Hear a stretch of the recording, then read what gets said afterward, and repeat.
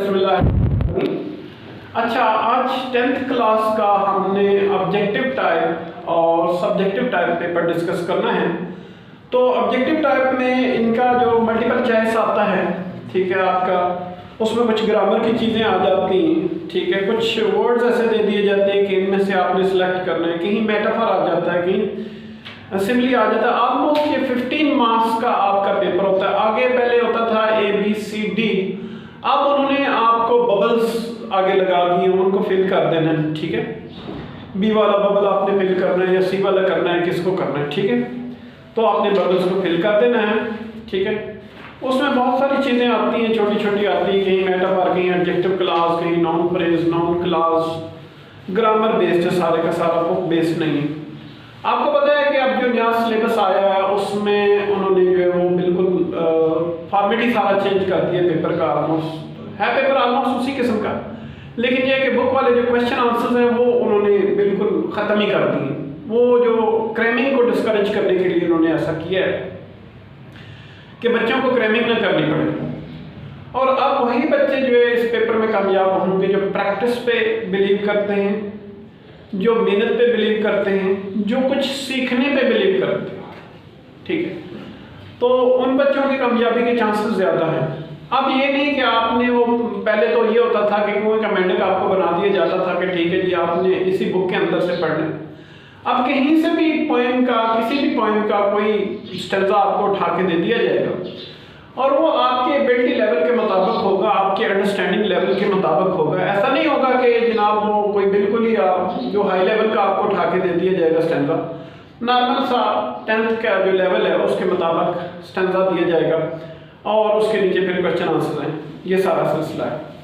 तो ये तो खैर मैं अभी तो कर रहा था डिस्कस, मतलब आपका ऑब्जेक्टिव MCQs वाला। तो ये 15 मार्क्स का आपका पेपर है। इसमें मेटाफर, सिंपली, बहुत सारी और चीज़ें, पर्सोनिफिकेशन है, पूछी जा सकती हैं और बाकी ग्रामर की चीज़ें, पार्ट्स ऑफ स्पीच, ठीक है, लाइक दिस, और फिर सिनोनिम्स, एंटोनिम्स, ये सारी चीज़ें आपसे पूछी जा सकती हैं, ठीक है। टोटल आपका 75 मार्क्स का पेपर है। अब आपका आ जाता है सब्जेक्टिव पेपर। सब्जेक्टिव पेपर है आपका 60 मार्क्स का। तो इसमें जो है B और C, अभी मैं B सेक्शन को डिस्कस कर रहा हूँ। उसमें क्वेश्चन नंबर 2 आएगा, क्योंकि क्वेश्चन नंबर 1 ऑब्जेक्टिव आ गया, क्वेश्चन नंबर 2 आपका सब्जेक्टिव में सेक्शन B में आएगा। तो क्वेश्चन नंबर 2 आपका जो है ऑलमोस्ट 18 मार्क्स का। पहले 18 मार्क्स के क्वेश्चन आंसर होते थे, अब 18 मार्क्स का आपका जो है क्वेश्चन नंबर 2 दे दिया गया। ये 250 से 300 वर्ड्स तक का एक आपको 2 या 3 पैराग्राफ्स दिए जाएंगे, ठीक है, और उसको आपने जो है वो पढ़ना है। और ये आप ये कह दें कि इसमें से आपने कितने क्वेश्चंस का क्या कह रहे हैं, 5 question including first question. Question number 1 जो है, क्वेश्चन नंबर 1 क्या होगा कि आपने इसकी समरी सारे की लिखनी है, एक दफ़ा रीड आउट करना है, ठीक है, और फिर उसका जो है वो ऑलमोस्ट आपने थर्ड पार्ट, तीसरा हिस्सा जो है समरी अपने अल्फाज में, लेकिन मैटर यही हो, चीज़ें यही हो। ये नहीं कि अपने पास से आपने सपोर्ट पे देखा तो अपने पास है में जो आइडिया है सपोर्ट का को ऐसे याद है वही जनाब बीच में लगा दिया, ऐसा नहीं होता। जो इसके अंदर चीज़ें दी गई हैं वही आपने जो है वो ब्रीफ करनी है, आगे शॉर्ट करके, मुख्तसर करके बयान करनी है, ठीक है। और ये 6 मार्क्स की होगी और 1 नंबर उसका जो है वो आप ये कह देंगे उसका वो टाइटल होगा। ऑल टुगेदर 6 मार्क्स की होगी, 5 मार्क्स की समरी होगी और 1 नंबर का इसका जो भी टाइटल आपको मुनासिब लगता है वो आपने लगाना है ऊपर। 2, 3, 4 वर्ड्स का टाइटल होता है, ये नहीं सिंगल वर्ड का टाइटल कभी भी नहीं होता, ठीक है। अब इसमें बाकी जो क्वेश्चंस हैं आपने 4 क्वेश्चन करने out of almost 7 questions. 1 number, 1 question compulsory, वो +4 और क्वेश्चन, 5 क्वेश्चन आउट ऑफ 7। तो ये बाकी क्वेश्चन के आंसर जो है वो 3-3 नंबर के बनते हैं।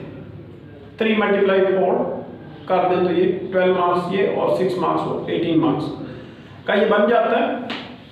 और ये केस को करने का जो मुझे मेरे मुनासिब तरीका लगता है वो ये है कि एक दफ़ा तो वो पढ़ के आप, बल्कि समरी आप कोशिश करें एंड में लिखें, ठीक है, अगर हो सकता है, क्योंकि आपने बार बार इसको स्टडी किया होता है तो अच्छी तरह से ये आपके जहन में बैठ जाता है, ठीक है।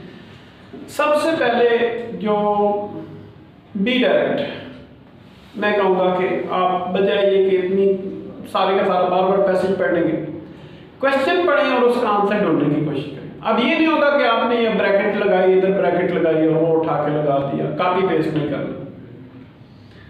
यहाँ से ब्रैकेट लगाई, वहाँ से ब्रैकेट लगाई कि यहाँ पे आंसर पाया जाता, लेकिन अपने अल्फाज में उसको लिखना वही है, बयान वही करना है, ठीक है, लेकिन उसको अपने अल्फाज में आपने बताना है। इसने कोई कहानी सुनाई आपको, वही कहानी ये सुनाएगा अपने अल्फाज में, दैट्स इट। ये मैं बात कह रहा हूँ, ठीक है। वो एज इट इज इस वाले अल्फाज जो है वो रट नहीं लेगा, ये याद नहीं कर लेगा। अच्छा, इसमें कुछ वर्ड्स को उसने अंडरलाइन भी किया हुआ है, ठीक है, शायद उसके मीनिंग्स आपसे पूछे। कहता है नंबर 1 पे क्वेश्चन पूछता है, summarise the given passage, also suggest a suitable title to it, 5+1, ठीक है, 5 मार्क्स का इसकी समरी और 1 नंबर का उसका टाइटल है। अच्छा, नंबर 2 पे कहते हैं what are the benefits of books, फिर इसी तरह बहुत सारी ये छोटे छोटे क्वेश्चन है। फिर आगे वो कुछ सिनोनिम्स भी आपसे पूछ लेता, जो वर्ड्स अंडरलाइन उसने किए हैं उनके सिनोनिम्स आपसे पूछेगा, ये एंटोनिम्स भी पूछ सकता है, पॉसिबल है, कुछ भी पूछ सकता है। एनीवे, अब आगे चलते हैं जी। नेक्स्ट आपका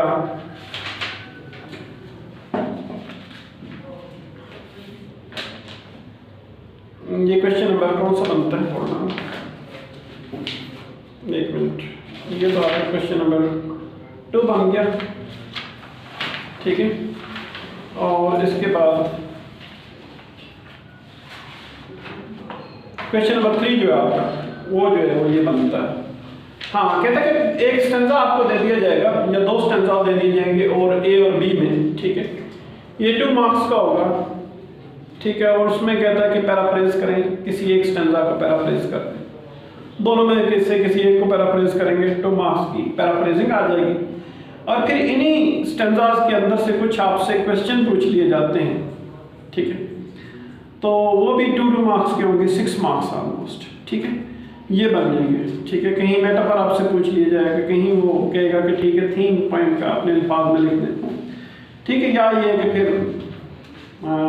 यस बिल्कुल। इसके बाद आगे क्वेश्चंस इसी से रिलेटेड पूछे जाते हैं। अच्छा, उसके बाद आगे देखते हैं जी,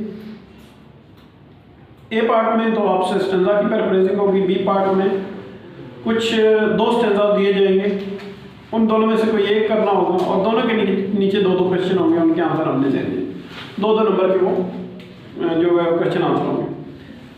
इसके बाद क्वेश्चन नंबर 4 कहता है जी कि ए पार्ट उसका बनता है 4 मार्क्स का, ये ए पार्ट कहता है कि fill in the blanks with appropriate form of verbs given in the brackets. Correct form of verbs आपने ब्रैकेट के अंदर लगानी, जो दी गई हैं उनकी फॉर्म्स करेक्ट करके लगानी। ये 4 मार्क्स का होगा, 4 आपने करेक्ट फॉर्म लगा दी तो 4 के 4 ही आपके करेक्ट हो जाएंगे, 4 मार्क्स आपको मिल जाएंगे। और इसका तरीकाकार ये है कि आपने ऐसा करना है कि ये आप टेंसेस की प्रैक्टिस कर लें। अगर टेंसेस पे आपकी कमांड है तो ये क्वेश्चन आपके लिए मुश्किल नहीं, इट्स नॉट डिफिकल्ट। अच्छा, फिर कहता है कि डायरेक्ट और इनडायरेक्ट स्पीच में जो कहता है बी पार्ट में कहता है change the 4 bold sentences into indirect speech. जो 4 बोल्ड सेंटेंसेस हैं उनको इनडायरेक्ट स्पीच में उसने बोल्ड किए हुए, उनको इनडायरेक्ट स्पीच में आपने चेंज करना है। ये भी 4 मार्क्स, डायरेक्ट और इनडायरेक्ट स्पीच 4 मार्क्स के आपके आने, और उसको आपने सीखना भी, अंडरस्टैंडिंग भी उसकी लेनी, ठीक है। अब इसके बाद आ जाता है जी वो तो आगे सी पार्ट इसी क्वेश्चन का 4 का, वो भी 4 मार्क्स का है। अब उसमें कहता है do as directed any 4 of the following, ठीक है। तो कोई एक सेंटेंस दे दिया जाता है, कहेगा जी चेंज इनटू इंटरोगेटिव, ब्रैकेट में आपसे कह दे इंटरोगेटिव में चेंज कर दे, सिंपल दे दिया जाएगा इंटरोगेटिव में या नेगेटिव को इंटरोगेटिव में, ठीक है। फिर कोई दूसरा सेंटेंस दे दिया जाएगा, फिर भी इसको नेगेटिव में चेंज कर दे। थर्ड आपको सेंटेंस दे दिया जाएगा, इंपेरेटिव में चेंज कर दे, हुक्मिया में तब्दील कर दे, ठीक है। 4 आपको दे दिया जाएगा, ये इसको आपने नेगेटिव में चेंज कर देना, इंटरोगेटिव में चेंज कर देना। 5 आपको दे दिया जाएगा, उसमें चेंज इनटू नेगेटिव सेंटेंस। 6 आपको दे दिया, चेंज इनटू नेगेटिव सेंटेंस। कहीं नेगेटिव, कहीं इंटरोगेटिव, कहीं आपको इंपेरेटिव कह दिया जाएगा अकॉर्डिंगली, ठीक है।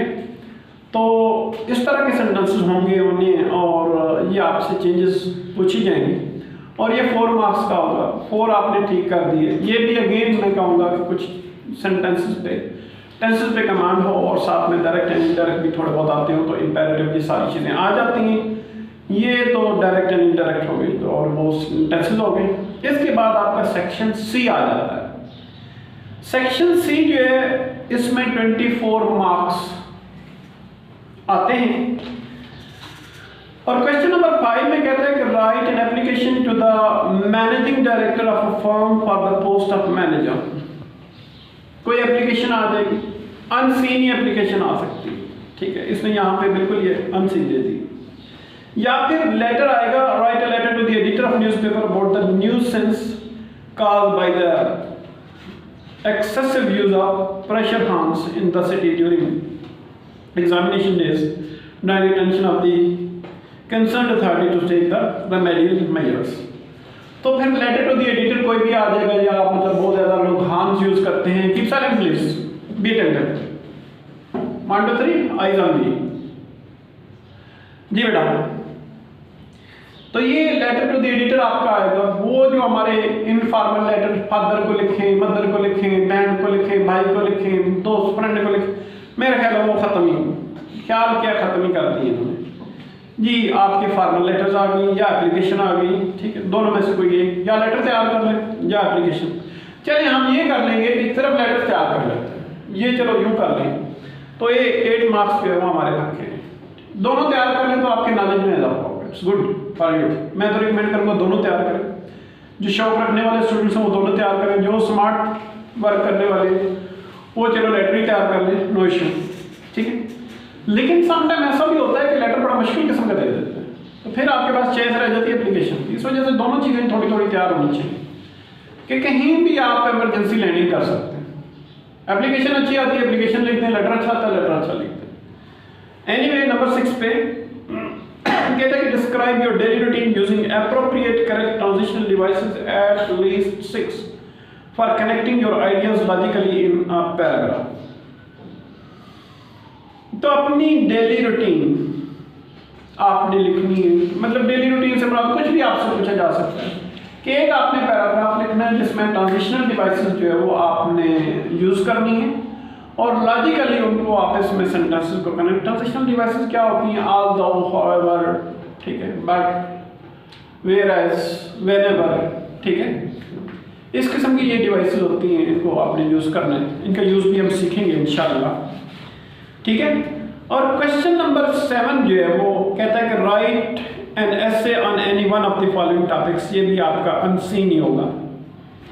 एक वो उसने दे दिया, need for online studies, how can we save our environment, और use of cell phones at school. School में सेल फोन का इस्तेमाल, ये 10 मार्क्स का आपका होगा, और वो जो आपने उसने ऊपर वाला दिया वो 6 मार्क्स का। ये ऑल टुगेदर सारे के सारे 60 मार्क्स के होंगे। तो ये तो हो गया ये सारा कुछ। तो इसके लिए आपको ओपन स्टडी करा, खुला के स्टडी करनी पड़ेगी, ठीक है, तब जाके ये चीज़ आपके काबू में आएगी, आपके कंट्रोल में आएगी, ठीक है। तो इसके साथ ही आज का ये पेपर की ब्रीफिंग जो है, आपकी 10th क्लास के पेपर की ब्रीफिंग, वो इसको ख़त्म करते हैं हम, ठीक है। और ये है कि आपने इन्हीं लाइंस पे वीडियो बना के अपलोड कर दी जाएगी, आपके ग्रुप में भी सेंड कर दी जाएगी। आपने दोबारा देखनी है, दोबारा देख लें, साथ पेपर रखें, जो जो चीज़ें मैं एक्सप्लेन कर रहा हूँ आपको आइडिया हो जाएगा कि ये चीज़ें हैं, ठीक है। और उसके मुताबिक आपने तैयारी करनी, ठीक है बेटा। कल तक के लिए हैव अ नाइस टाइम, अल्लाह हाफिज़।